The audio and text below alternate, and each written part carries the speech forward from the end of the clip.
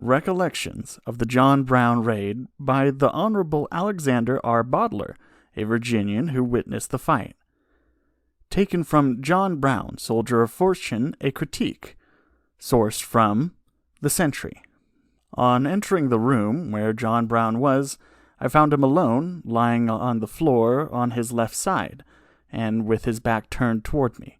The right side of his face was smeared with blood from a sword cut on his head, causing his grim and grizzled countenance to look that of some aboriginal savage with his war paint on.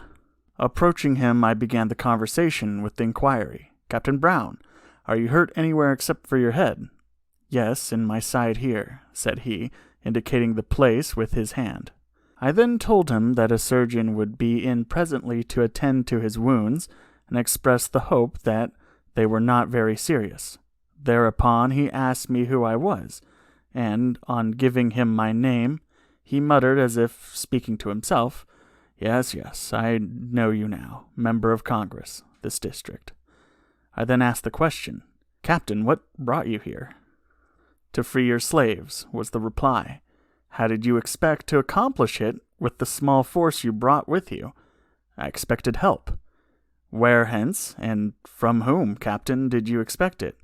"Here and from elsewhere," he answered.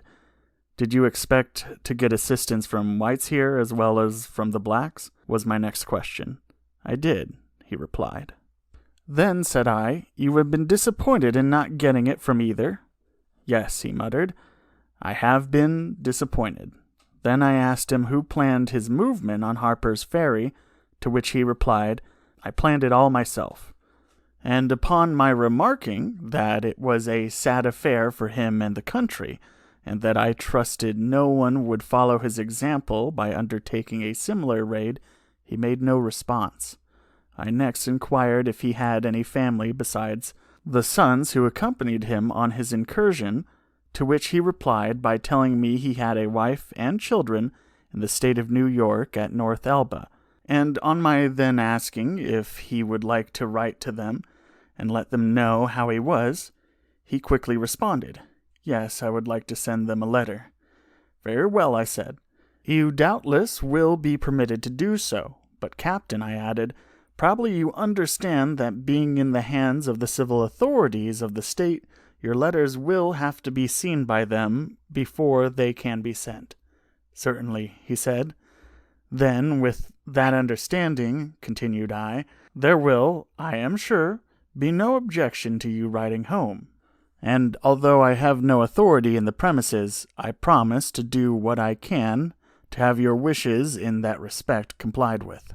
Thank you, sir," he said, repeating his acknowledgment for the proffered favor, and for the first time turning his head toward me.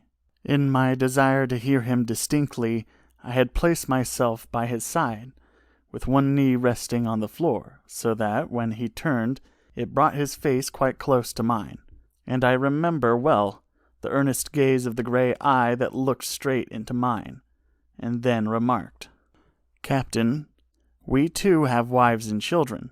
This attempt of yours to interfere with our slaves has created great excitement and naturally causes anxiety on account of our families. Now let me ask you, is this failure of yours likely to be followed by similar attempts to create disaffection among our servants and bring upon our homes the horrors of a servile war?" "Time will show," was his significant reply. Just then a Catholic priest appeared at the door of the room. He had been administering the last consolations of religion to Quinn, the Marine who was dying in the adjoining office, and the moment Brown saw him he became violently angry and plainly showed by the expression of his countenance how capable he was of feeling hatred, malice, and all uncharitableness. "Go out of here! I don't want you about me. Go out," was the salutation he gave the priest, who bowed gravely, immediately retired. Whereupon I rose from the floor, and bidding Brown good morning, likewise left him.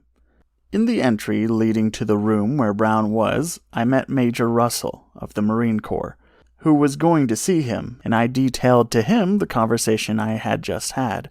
Meeting the Major subsequently, he told me that when he entered the apartment, Brown was standing up, with his clothes unfastened, examining the wound in his side, and that as soon as he saw him, forthwith resumed his former position on the floor, which incident tended to confirm my impression that I had already formed that there was a good deal of vitality left in the old man, notwithstanding his wounds, a fact more fully developed that evening after I had left Harper's Ferry for home, when he had his spirited historic talk with Wise, Hunter, and Vallandigham.